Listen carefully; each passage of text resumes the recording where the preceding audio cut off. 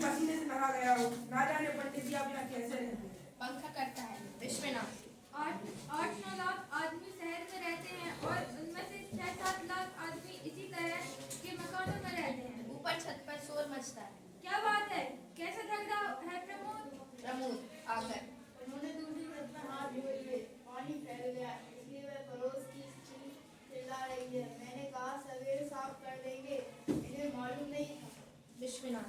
तुमने क्यों नहीं बताया कि हाथ दूसरी जगह धो? प्रमोद। मैं पानी पीने चला गया था, वहाँ ऊषा रोने लगी, उसे चुप कराया, पानी पिलाया और पंखा चलाता। विश्वनाथ। चलो कोई बात नहीं, उनसे कह दो कि सवेरे साफ कर देंगे। नेपथ्य में अरे बाबू मेरी धोती देना, मैं भी नहा लूं। बाबूलाल लाया चाचा। जाता है। पड़ोसी का तेजी से प्रवेश।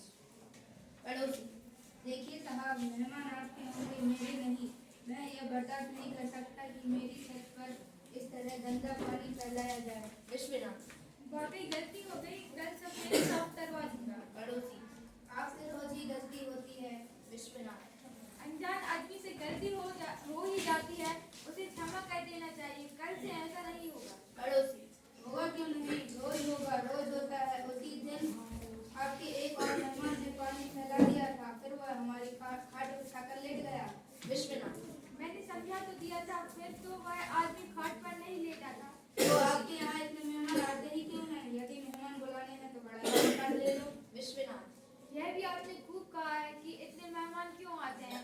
अरे भाई, मैं मेहमानों को क्या मैं बुलाता हूँ? खैर, आज क्षमा करें, अब आगे ऐसा नहीं होगा। पड़ोसी चला जाता है, दोनों अतिथि आते हैं। क्या बात है? विश्वनाथ। कुछ नहीं, आप धोतियाँ छज्जे पर सुखा दें। धन्यवाद। सचमुच हमारी वजह से आपको बड़ा कष्ट हुआ। भैया जरा सा पानी और पिला दो। उफ, बड़ी गर्मी है। हाँ साहब, खाने में क्या गिरदार है?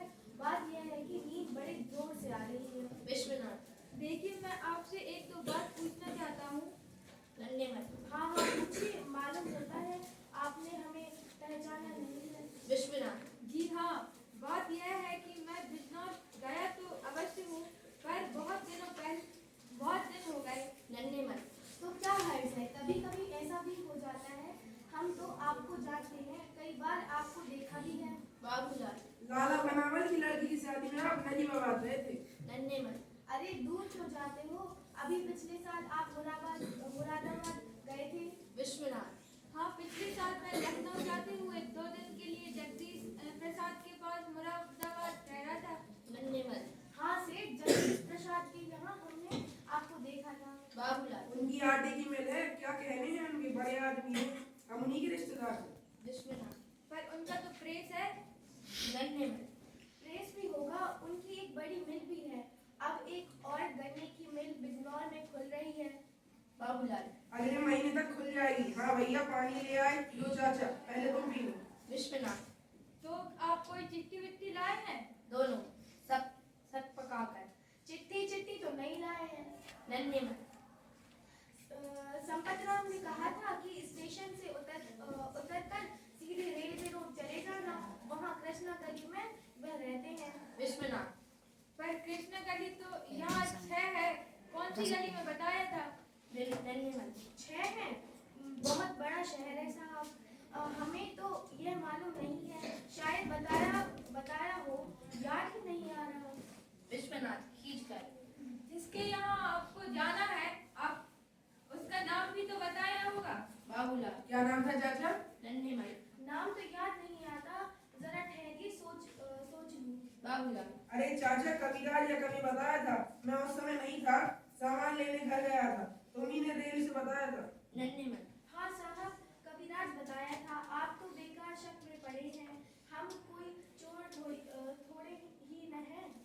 बाबूलाल। चोर छिपे थोड़ी रहते हैं पंडित जी, क्या बताएं, हमारे घर चलकर देख लें तो पता लगेगा कि हम भी।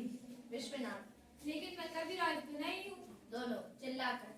तो कभी तो ही कभी नहीं बताया होगा बताया होगा साहब। साहब। धन्यवाद। हमें याद नहीं आ रहा, हमें तो जो पता दिया था उसी के सहारे आ गए। नीचे आकर लगाए और आप मिल गए, ऊपर चढ़ाए। पहले हमने सोचा होटल या धर्मशाला में ठहर जाए, फिर सोचा घर के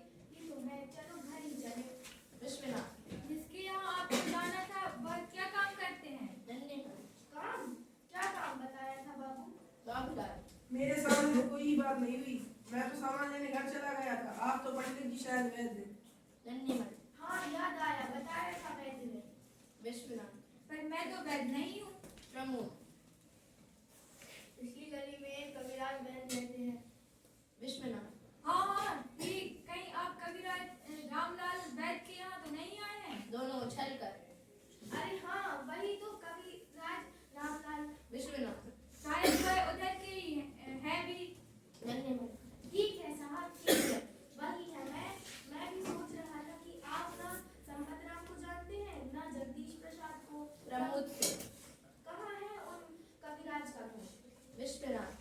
जाओ इन्हें उनका मकान बता दो, मैं भीतर हुआ हूँ। दोनों। चलो जल्दी चलो भैया। अच्छा साहब, राम राम। मैं जान आई, हाय से फटा जा रहा है।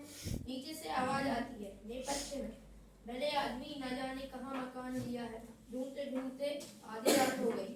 देखती फिर प्रसन्न होकर। अरे अरे भैया हैं, आओ आओ, तुमने तो खबर ही ना दी। आंगो। रेवती, दोनों मिलते हैं। विश्वनाथ। पिछले 4 घंटे से बराबर मकान खोज रहा हूँ। क्या मेरा मकान तेरा तार नहीं मिला? विश्वनाथ। नहीं तो कब का दिया था? आंगो। कल ही तो झांसी से दिया था। सोचा था कि ठीक समय पर मिल जाएगा।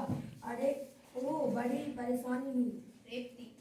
लो कपड़े उतार लो, पंखा करती हूँ। अरे प्रमोद, जा जल्दी से बर्फ ले आ, मामा जी को ठंडा पानी पिला, और देख नुक्कड़ पर हलवाई की दुकान खुली हो तो। आंगो। भाई बहुत बड़ा शहर है, वह तो कहो। मैं भी ढूंढ कर ही रहा, नहीं तो ना जाने कहाँ होटल या धर्मशाला में रहना पड़ता। बड़ी गर्मी है, मैं जरा बाथरूम जाता हूँ। विश्वनाथ। हाँ हाँ अवश्य, सामने चले जाइए। आंगो। एक बार तो जी मैं आया कि सामने होटल में ठहर जाऊं, शायद रात को आप लोगों को कष्ट हो। रेवती। ऐसा क्यों सोचते हो? कष्ट काहे का? यह तो हम लोगों का कर्तव्य था। अच्छा तुम तैयार हो, मैं खाना बनाती हूँ। भाई देखो, इस समय खाना वाना रहने दो, मैं पानी पीकर सो जाऊंगा। वैसे भी मुझे भूख नहीं है। रेवती। जा तुम ही लौट कर। कैसी बातें करते हो भैया, मैं अभी खाना बनाती हूँ। इतनी गर्मी में रहने दो ना। विश्वनाथ। तुम नहाने तो जाओ। आंगो जाता है रेवती से। कहो अब। रेवती। अब क्या मैं खाना बनाऊंगी? भैया भूखे नहीं सो सकते। यवनिका। उदय शंकर भट्ट।